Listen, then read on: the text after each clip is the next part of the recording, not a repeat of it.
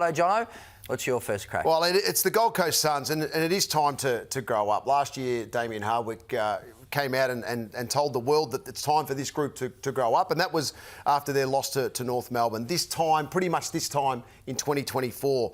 So when you look at the group, I go, have they grown up? And I'd probably say yes, they have as a group, but now the pressure is on this side on the run home, and can they stand up now under pressure? Because we've all enjoyed what we've witnessed at the start of this year. They've improved as a football club, but now pressure is coming from other teams in terms of the win-loss side of things. When you look at what Fremantle have started to do, GWS today find themselves, the Western Bulldogs get themselves back inside of the 8. Adelaide and Hawthorn keep winning as well. So the challenge for the Gold Coast Suns to play finals footy this year is well and truly alive, and it comes from pressure within on whether they can handle it, which they didn't in the last quarter today, where they had 8 goals, 1 kicked against them, all the way through to these remaining games. They have to get to 13 wins, Clarkie, and when you look at that, I probably see 4 there that are given. So that takes them to 12. Healthy percentage for Gold Coast at 120. They need to pinch 1 or 2 others along the way.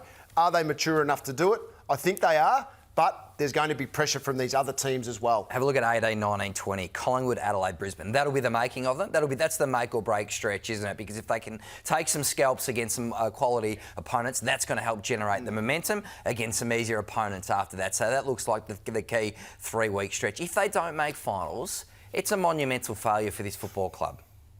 Has to be. It's definitely too strong. No, I think failure though, yes, because I think their expectations are that they would play finals in 2025. It's a great draw. It was a half volley of a draw. Yeah. How long are we waiting for the Gold Coast Football Club, King? Well, we've been waiting a little while. I think they've improved significantly. Yep. I mean, you'd have to concede that right now.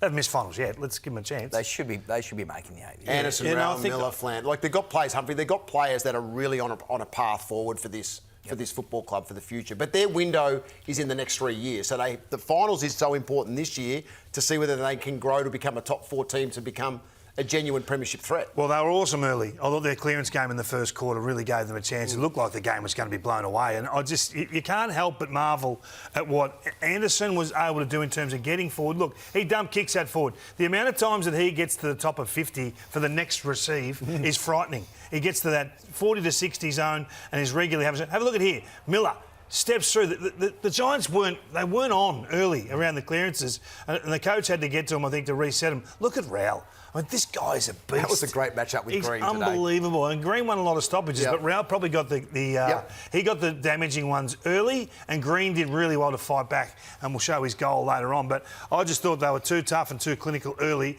had them on toast, and then they had the lapse you're talking about. So look at this. Look at him in there scrapping and fighting.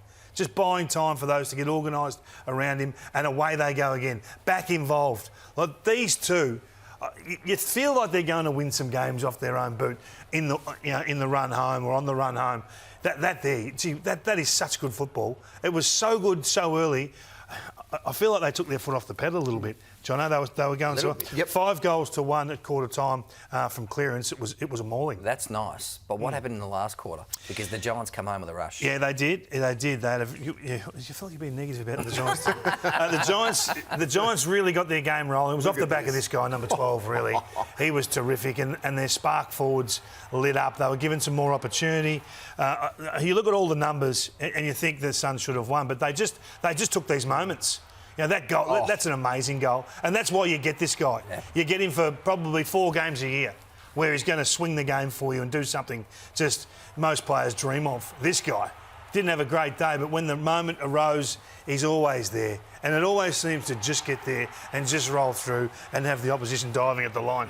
This was a big ball. Yep. This was massive. And you just felt he's going to kick this. And his coach had a chat to him just a couple of minutes prior to this on the bench before coming on around exactly what he wanted him to do, and one of those things was to kick one of the match winners. What a goal. Stringer, I think, can be a super sub for the competition, to be honest, in the run home. I think with doubts over his body, that can be his perfect role. But made to earn it as well. So therefore, he could have played a couple of weeks ago, 2 extra weeks of training for Jake Stringer, and the result is what we're seeing now. So his game time will increase over the next 2 to 3 weeks. A couple of really critical umpiring decisions. Yeah, I thought the 50-metre penalty was it wasn't really impeding play, and I'm just getting sick of the randomness of when they decide to pay that and not. And so too, not that he'd say it, is Damien Hardwick, but there's some frustration there. I want to get to Mac Andrew. You know, he's 21 years of age now. He signed the big deal. You know, he's played 50 games of footy. He gets the big matchups. He's got to be better than this. Crunch moments in the game, and he started the nervousness down back. He started the slide. They kicked 8 goals, 1 from 10 inside 50 entries, and it's moments like this. Like, what are you doing? You've got to be better than that. And I keep saying it, if you put your hand out, you've got to put your hand up. When the moments are there to win your one-on-ones and be smart and calm and controlled, that's why they're signing you to long-term deals. He had 4 or 5 horrors. In the end, they had to get him out of the back line. They had to get him forward because he was just leaking too heavily. Critical errors. That pressure on Mac. It's time to sort of get your head right and get back in the game. Get back to the Mac that we had 12 months ago, not the Mac we got right now. Yeah, interesting vision. He's on a big long-term deal. What about the other end of the ground? Jed Walter, we know, is one of the most promising key forwards in the competition. There was a big miss today. Well, there certainly was. This here, which I actually couldn't believe what I was watching. And it's casual. It's not professional at all in your approach to playing that particular role for your football club. And Damien Hardwick has every right to be upset at quarter time. You know, there was a little bit of a smile going on there and all that sort of stuff. But I would have been absolutely filthy with if that was a teammate of mine at quarter time, because the gap in the game was there for Gold Coast. It could have been a gap that GWS just would never have been able to come back from. Would you drop him? No, I wouldn't drop him for it. But I think you've got to learn a lesson once, and then it depends on the next outcome. So his work and their work as coaches for that particular player with that routine, like that's unacceptable. So therefore, it shouldn't even be in his game to start with, personally, because this work needs to be done well and truly prior to what we see now. I don't know whether he's making it up on the spot, to be perfectly honest. Just application in the moment, isn't it? But it is. So attitude. No, I think he's got that's his chance.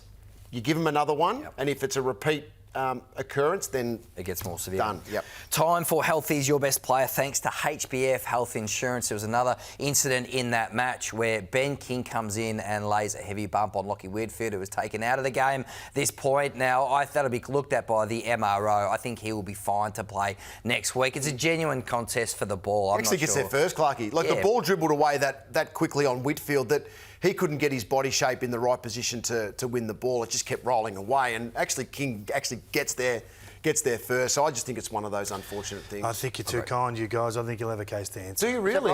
Yeah, I do. Well, I think if you look at the angle from the boundary, he goes past the ball to make contact. But he actually still touches the football and gets there first. You have been strong on this. No, and so am I. I'm in the same boat. We say goodbye to Jeremy McGovern this week. No, we do, and we just can't lose our stars to decisions like that. Yeah, I don't know that. I think here goes past the ball to make contact. Oh, he's over the ball, David. He's over the ball. Who's over the ball? Ben King is over the ball. He's touching the ball there. How much do you want this man to bend down? This is where your knowledge is short, right? If he wanted to get the ball with both hands, he could have got the ball with both hands. But he keeps one hand here so that he can brace for contact.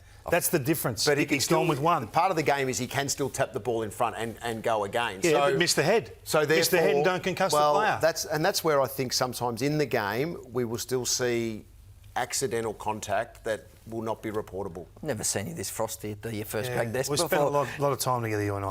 It's hard for a man that tall to bend down that low. It's a height thing. No, it's not a height thing at all. It's got nothing to do with it. We need to move on. It was a big win for your Western Bulldogs today, Jono, and Sam Darcy was crucial again. 5 goals, he was outstanding. Oh, he was fantastic. Again, on return, he's kicked the 8 goals for in the last couple of weeks, Kingy. So we saw something we haven't seen before. Jono and I are watching this game together upstairs. So these two ruckmen have worked out a couple of tricks. So Darcy comes up to take the ruck position. English goes forward. Bolton got no idea who he's got. Nankervis still thinks he's against English in the ruck. Very good. And Darcy slips forward. Confusion everywhere. And who are you going to kick it to? The 208-centimetre bloke who can jump to 3.9 takes an uncontested mark in the forward. Don't get back over it. And I think this is terrific. They're building something that could develop into, pinch a goal in a final? Pinch 2 goals in a prelim? they're the sort of things you're working on and we're seeing grow. The trick book, I like that. What about Marcus Bonson Pally? Plays his 250th game at next weekend. He used the ball like Darren Jarman today. Darren Jarman. He was very good. I'll be there live to watch his 250th. I look forward to that, Clarkie. But it was fantastic again. He had a hard game, a hard day of it last week against our man Windhager in what was able to produce. He got the free run today, and it just goes to show what he can do when he's got time and space. Yeah, the 10th highest rated game by any Bulldog. Oh, really? 10th highest. Jono's got a couple of the others. I don't want to go into them, but this, you give this guy a metre and it's over, Jono. What a player. Yeah, spot on. And there was the vision, which I think it was the kick to Riley West, where he's just got time. He's just telling Riley exactly where to go. This is where I'm going to put it. Just make sure you're there to mark it. Remember the Judd Favola combination ball used to the big forward. I think Marcus Bonson Pally to Sam Darcy will be something we'll be able to enjoy for many years to come.